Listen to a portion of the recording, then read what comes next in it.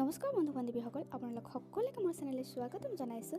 আজি মই আপোনালোকৰ বাবে লৈ আহিছোঁ MA আছামিছৰ এছাইনমেণ্ট 2022-23 বৰ্ষৰ, আৰু এয়া হৈছে থাৰ্ড পেপাৰ অৰ্থাৎ KKHSOU PGAS S103, আৰু এয়া হৈছে 2 নম্বৰ প্ৰশ্নটি আগবঢ়াম। আগৰ ভিডিঅ'ত 1 নম্বৰ কটো আগবঢ়াইছিলোঁ, গতিকে আহক 2 নম্বৰ প্ৰশ্নটি আপোনালোকৰ সন্মুখত মই লৈ আহিছোঁ। গতিকে আহক পলম নকৰাকৈ ভিডিঅ'টো আৰম্ভ কৰোঁ। লগতে আপোনালোকে ভিডিঅ'টি মোৰ স্কিপ নকৰাকৈ সম্পূৰ্ণকৈ চাব।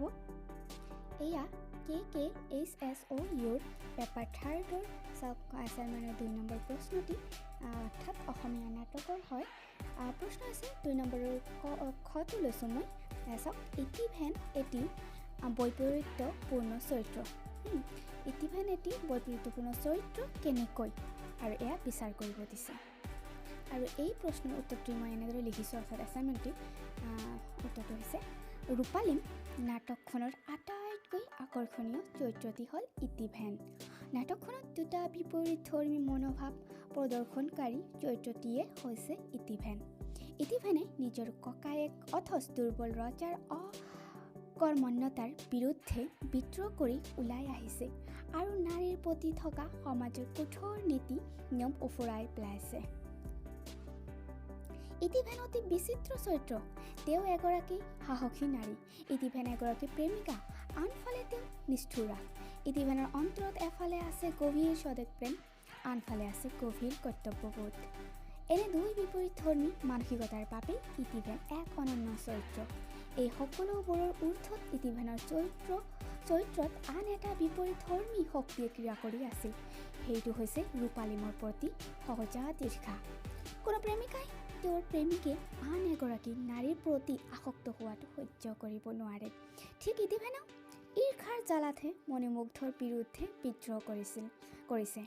কিন্তু চৰিত্ৰটি বিশ্লেষণ কৰিলে দেখা যায় যে মণিমুগ্ধৰ প্ৰতি বিদ্ৰোহ ইতিভেনৰ ঈৰ্ষা নহয়, ই তেওঁৰ স্বদেশ প্ৰেমৰ পৰা উদ্ভূত চেতনাহে। ইতিভেনে প্ৰেম, বিবাহ ইত্যাদিৰ মূল্যতকৈ ন্যায় আৰু নীতিক অধিক মূল্য দিয়ে। সেয়ে নৈতিকতা বিসৰ্জন দিয়া পুৰুষৰ সৈতে বিয়াত বহিবলৈ ইতিভেন মান্তি নহয়। ইতিভেন এক গতিশীল চৰিত্ৰ।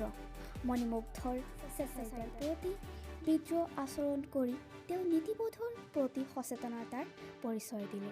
ইতিভেনৰ চৰিত্ৰৰ গতিময়তা বাগৰি আহিছে ব্যক্তিৰ পৰা সমাজলৈ, আৰু তাৰ পৰা ৰূপান্তৰিত হৈছে স্বদেশ প্ৰেমলৈ।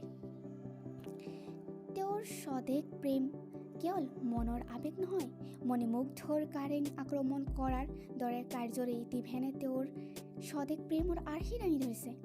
অথচ এইগৰাকী নাৰীয়ে প্ৰেমিক মণিমুগ্ধক মূৰত আঘাত কৰাৰ পাছতো মণিমুগ্ধ যেতিয়া শয্যাত বাগৰি পৰিছিল, তেতিয়া ইতিভেনে মণিমুগ্ধৰ ৰক্তাক্ত মূৰটো কোলাত তুলি লৈ মূৰত চুমা খাই গালখন মূৰত লগাই কান্দিছিলে। সেই একেই ইতিভেনে আকৌ খন্তেক পিছতেই মণিমুগ্ধই ৰূপালীমৰ সৌন্দৰ্য উপভোগ কৰিব নোৱাৰিলে তেওঁৰ জীৱন অসাৰ্থক হ'ব বুলি কোৱাত পুনৰ মণিমুগ্ধক শিকলিৰে মাৰিবলৈ উদ্যত হৈছে। কিন্তু অৱশেষত ইতিভেন মণিমুগ্ধৰ সেনাপতিৰ হাতত বন্দী হ'ল। মণিমুগ্ধৰ কামকতাত ইতিভেন ক্ষুব্ধ হৈ উঠে আৰু কৈ উঠে, তোক মই ক্ষীণ কৰোঁ, বৰ্বৰ, তোক মই ক্ষীণ কৰোঁ। আনফালে নাটকখনৰ শেষত ইতিভেনে ৰূপালীমৰ ওপৰত প্ৰতিশোধ পূৰণৰ বাবে উদ্বাউল হৈ পৰিছে। ৰূপালীম ইতিভেনৰ নিষ্ঠুৰতাৰ বলি হ'ল। ইতিভেনৰ চৰিত্ৰ পৰিস্থিতিয়ে গঢ় দিয়া চৰিত্ৰ। ইতিভেন চৰিত্ৰটিক মুক্ত নাৰী চৰিত্ৰ হিচাপে অংকনৰ প্ৰচেষ্টা চলাইছে, যদিও প্ৰকৃততে ইতিভেন মুক্ত নাৰী চৰিত্ৰ নহয়। ওপৰত এইদৰে ইতিভেন যে এটি বৈপৰীত্যপূৰ্ণ চৰিত্ৰ তাকে বিচাৰ কৰা হ'ল। গতিকে ভিডিঅ'টো চাই ভাল পালে আপোনালোকে লাইক এটা কৰি দিব, আৰু কমেণ্ট কৰিব, শ্বেয়াৰ কৰিব বন্ধুবৰ্গৰ লগত, আৰু ছাবস্ক্ৰাইব কৰি কাষত থকা বেল আইকনটো প্ৰেছ কৰি দিব। আৰু আপোনালোকে এনেদৰে মোক সঁহাৰি দি চাব, আৰু মই যিহেতু মই উৎসাহ পাম সেয়া, আৰু ধন্যবাদ।